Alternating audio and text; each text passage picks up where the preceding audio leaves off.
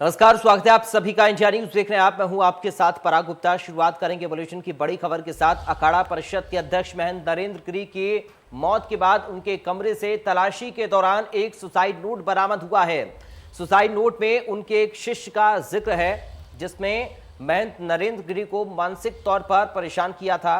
Police अब उस शिष्य को लेकर जांच में जुट गई है। जानकारी के मुताबिक सोमवार को अखाड़ा परिषद के अध्यक्ष महंत नरेंद्र गिरी की लाश बाघंबरी मठ में उनके कमरे में नायलॉन की रस्सी के फंदे पर लटकती हुई मिली थी। पुलिस को इस बारे में शाम करीब 5:20 पर सूचना मिली थी।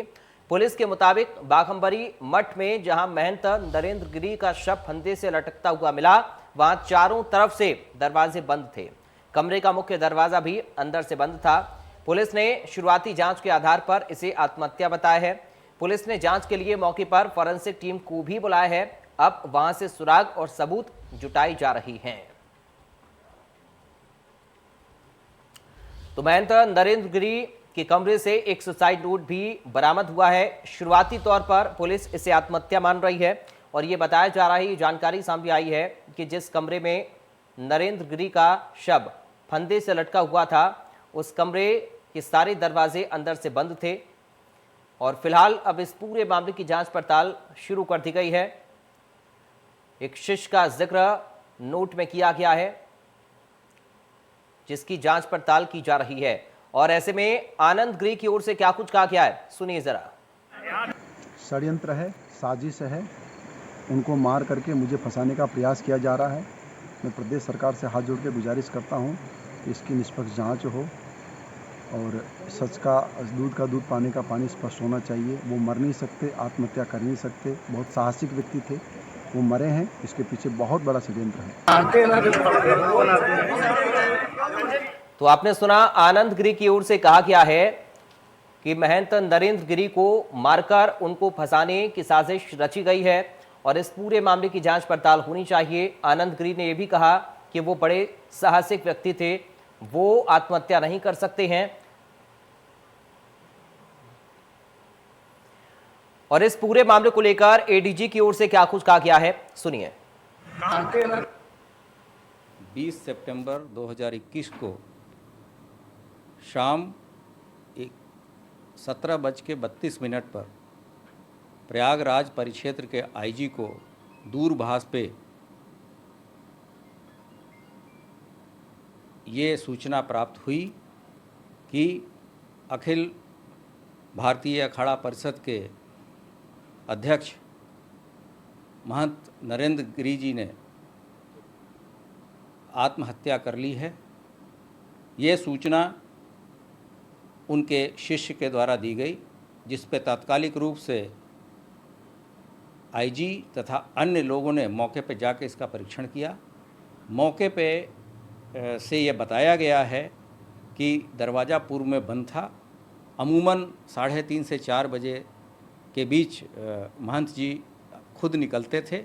जब वो नहीं निकले हैं तो उनके शिष्यों ने दरवाज़ा खटखटाया है और दरवाज़ा खटखटाने के बाद भी जब कोई मूवमेंट नहीं हुआ है तो उन्होंने दरवाज़ा तोड़ा था, जो कि अंदर से बंद था।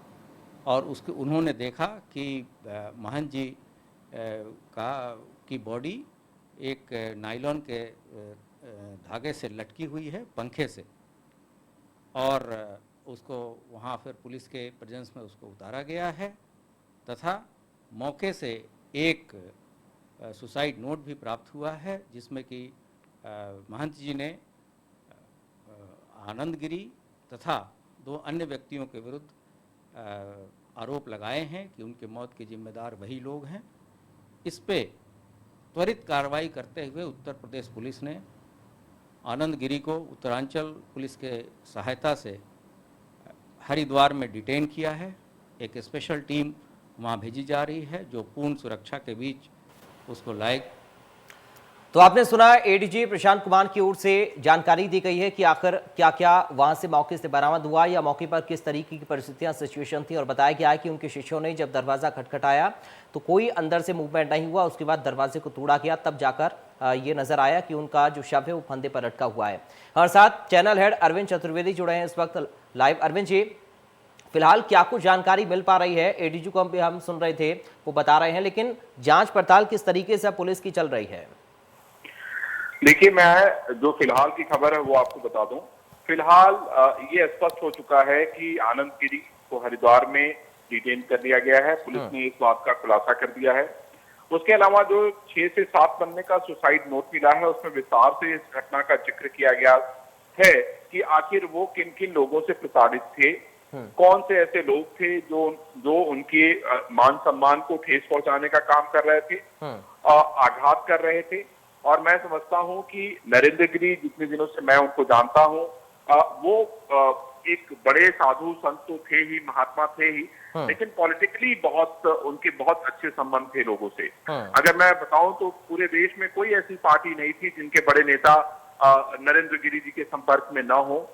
मंदिर आंदोलन की हम बात करें, उसमें लगातार वो बढ़ चढ़कर हिस्सा लिया करते थे। उसके अलावा मैं आपको ये भी बता दूं कि जो कुंभ का अभी महाकुंभ जो हुआ, उसमें भी उनकी भूमिका बहुत महत्वपूर्ण थी।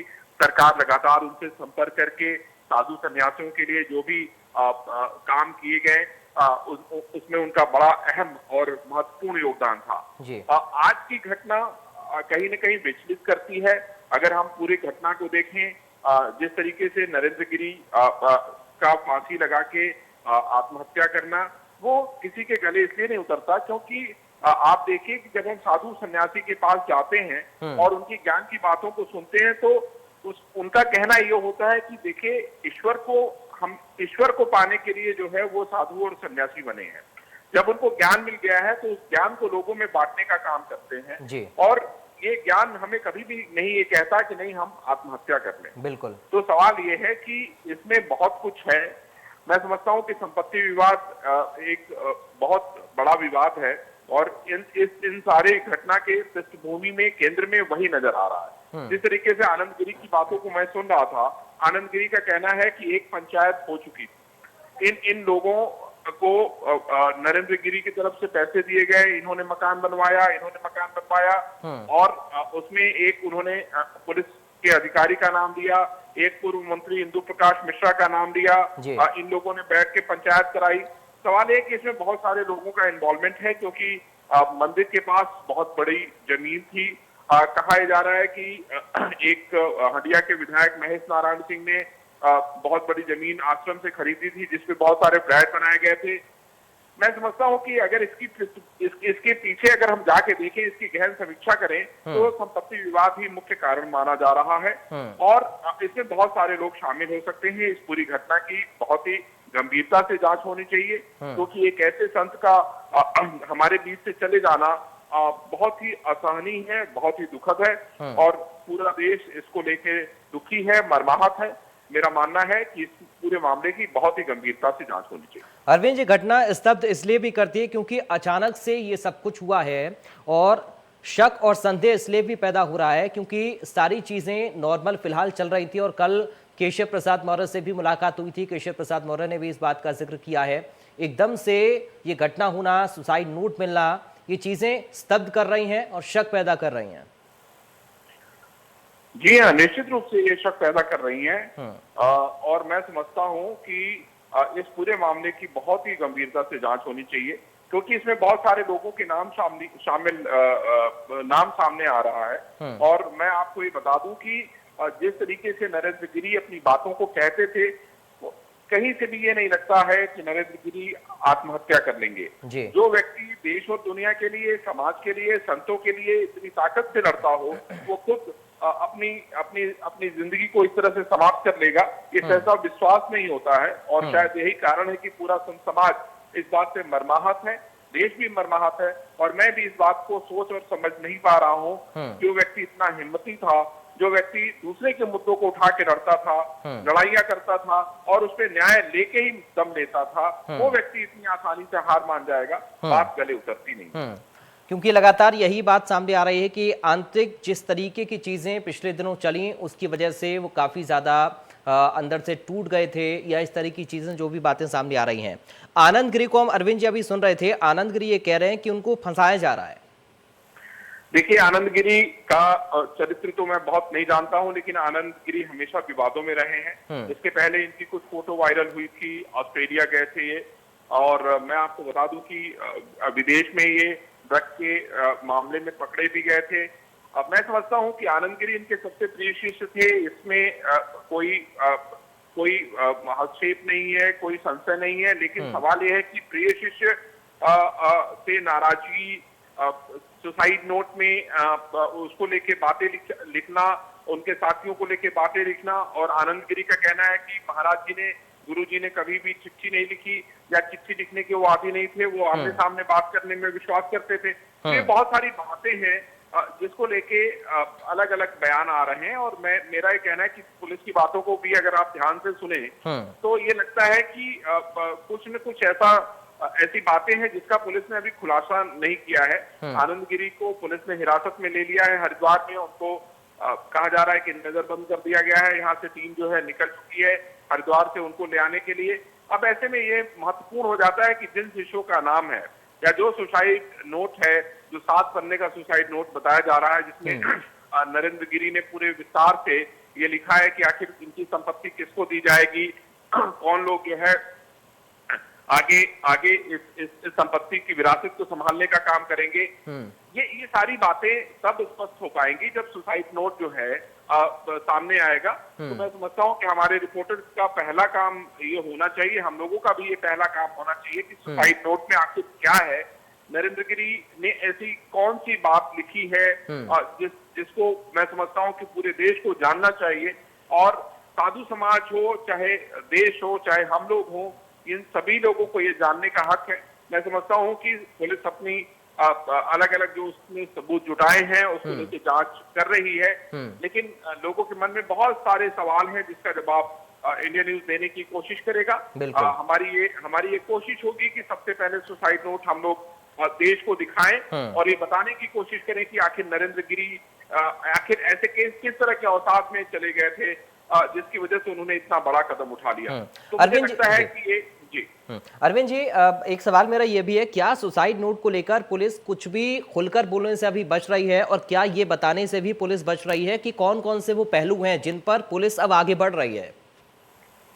पराग, देखिए, मैंने आपको कहा कि इसमें पुलिस ने किसी का नाम नहीं दिया। नाम किसने दिया? आनंद गिरी ने। तो पुलिस को अगर ऐसा लगता है क्योंकि उसमें बड़े बड़े लोगों का नाम है, और शायद यही कारण है कि पुलिस उन नामों को लेने से बच रही है। हमें इस बात का ध्यान रखना होगा। और आप देखिए कि पुलिस ने बहुत उत्साह के साथ बयान दिया। मैं आईजी महोदय का बयान सुन रहा था, बिल्कुल जिस तरीके से वो बयान दे रहे थे एकदम परिपक्व एकदम नजर आ रहे थे, लेकिन उन्होंने किसी का नाम नहीं लिया। उन्होंने शिष्य का कहा तो कि प्रिय शिष्य से दुखी थे, नाराज थे, लेकिन और भी जो लोग थे उनका नाम उन्होंने नहीं दिया। वो आगे उन्होंने अपनी बात को वापस ली और कहा कि नहीं, हम लोग इसकी जांच कर रहे हैं, हम लोग सुसाइड नोट को पढ़ रहे हैं। इसका मतलब उसमें बहुत सारे ऐसे नाम हैं जो छोटे नाम नहीं है, बड़े नाम हैं, और उनके नाम अगर सामने आते हैं तो फिर पुलिस की भी मुश्किलें बढ़ेंगी और उन लोगों की भी मुश्किलें बढ़ेंगी। जैसा मैंने कहा कि हरिया के विधायक महेश नारायण सिंह ने बड़ी जमीन ली है मंदिर से, वहां पे फ्लैटों का निर्माण किया गया है। कई नाम खुद आनंद गिरी ने बताए। अब वो लोग कौन लोग हैं? उसके अलावा कई पंचायतें हो चुकी हैं। सवाल ये है कि पंचायतें भी हो रही हैं, उसके बाद किस तरह का अविश्वास है। ये बहुत सारी ऐसी बातें हैं जिनकी कड़ियों को जोड़ने की आवश्यकता है। कड़ियां जब जुड़ेंगी तो नए खुलासे होंगे। बिल्कुल, और जरूरत भी इस चीज की है कि इस पूरे मामले की गहनता से जांच भी होनी चाहिए कि आखिर ऐसा कौन सा कारण रहा जिसकी वजह से इतनी बड़ी घटना हुई है। बहुत शुक्रिया आपका अरविंद जी बातचीत और जानकारी के लिए। तो महंत सीताराम ने क्या कुछ कहा इस पूरे मामले को लेकर, ये भी आपको सुनाते हैं। आज अत्यंत दुखद, असहनीय, पीड़ादायक समाचार सुना अभी कि हमारे अखाड़ा परिषद के अध्यक्ष महंत श्री नरेंद्र गिरी जी का दुखद निधन हो गया है, जिसमें अभी मीडिया के द्वारा ये जानकारी मिली कि महाराज जी ने आत्महत्या की है। अभी चैनलों में देखा हमने। निश्चित ही इसमें कोई बड़ा षड्यंत्र है, जिसमें विशेष रूप से उनके शिष्य आनंद गिरी का नाम आ रहा है। जिसका भी हो, हम तो ये कहेंगे केवल आनंद गिरी नहीं, पूर्व अखाड़ा परिषद अध्यक्ष ज्ञानदास जी से भी उनकी शत्रुता थी, वह चिढ़ते थे और क्या नाम से बहुत से फर्जी साधुओं को उन्होंने फर्जी घोषित किया था। आराम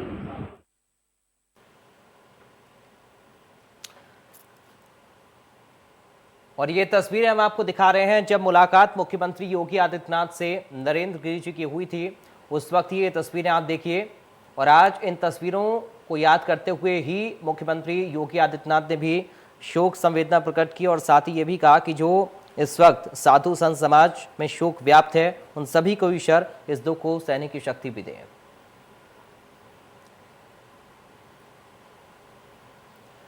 और साथ संवाददाता रजनीश पांडे इस वक्त लाइव जुड़ गए हैं। रजनीश, फिलहाल मैं चाहूंगा आप ताजा अपडेट बताएं कि क्या कुछ अभी चल रहा है इस मामले को लेकर।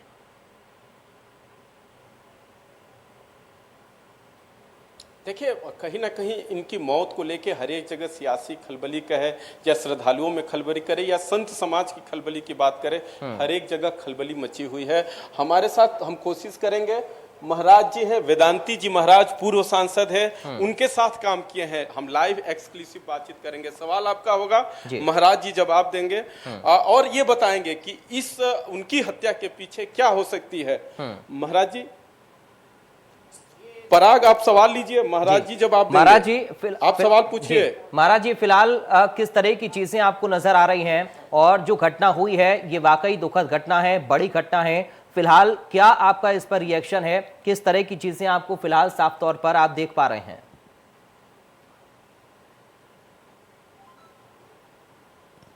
आप कैसे अभी तक की घटना को देख रहे हैं जो हुआ है? देखिए, जो घटनाएं भी हुई हैं वो घटनाएं इस देश में नहीं होनी चाहिए। संतों की हत्या नहीं करनी चाहिए, संतों को फर्जी फंसाने का काम नहीं करना चाहिए और संतों को बदनाम करने का एक षड्यंत्र किया गया है। नरेंद्र गिरि जी बहादुर संत थे, कभी वो अपनी आत्महत्या स्वयं नहीं कर सकते थे। 8 पन्ने का सुसाइड नोट कभी लिख ही नहीं सकते थे। उनको फंसाने के लिए किसी ने षड्यंत्र किया है कि कोई फंसे, काम किसी का हो। बाघंबरी गद्दी को बदनाम करने की एक सबसे बड़ी साजिश है। सीआईडी की जांच होगी तो पता, सीबीआई की जांच हो, सीबीआई जांच होनी चाहिए, तब पता चल जाएगा। देखिए, मैं बताऊं, नरेंद्र गिरि जी एक राष्ट्रीय संत थे, अखाड़ा परिषद के अध्यक्ष थे, राम जन्मभूमि आंदोलन से जुड़े हुए थे और राम जन्मभूमि आंदोलन से जुड़े होने के नाते हमारे अशोक सिंघल जी के बहुत नज़दीक थे, विश्व हिंदू परिषद के बहुत नज़दीक थे। तीर्थराज प्रयाग में कोई भी बैठक होती थी, मीटिंग होती थी, नरेंद्र गिरि उपस्थित रहते थे। सामाजिक दृष्टिकोण से बाघंबरी गद्दी को और संत समाज को बदनाम करने का एक षड्यंत्र किया गया है। षड्यंत्र किया किसी ने फंसाने के लिए किसी को, ये स्थिति आ रही है। वो लगातार फर्जी आंकड़ों के खिलाफ भी मुखर है, चाहे प्रयागराज का कुंभ हो, हरिद्वार का कुंभ हो, वो हमेशा सवाल खड़े करते रहे कि जो आंकड़े हैं इसमें कुछ फर्जी अखाड़े भी काम कर रहे हैं, तो उसको भी लेके। देखिए, मैं अखाड़ा परिषद के अध्यक्ष बनने के बाद अखाड़ा परिषद और संत समाज को प्रदूषित करने वाले कुछ षड्यंत्रकारी लोग आ गए थे। ऐसे लोगों को संत समाज से बहिष्कृत करने का काम नरेंद्र गिरि जी ने किया था। और कुंभ मेले में, चाहे उज्जैन का कुंभ हो, नासिक का कुंभ हो, हरिद्वार का कुंभ हो, तीर्थराज प्रयाग का कुंभ हो, संतों के लिए हमेशा प्रशासन से संघर्ष करते रहते थे। ये उनकी सबसे बड़ी विशेषता थी और जहाँ कहीं भी हमारे विश्व हिंदू परिषद की बैठक होती थी, सब जगह वो उपस्थित रहते थे। अब जी प्रयाग हमारे वेदांती जी महाराज क्या बहुत शुक्रिया रजनीश आपका बातचीत करने के लिए।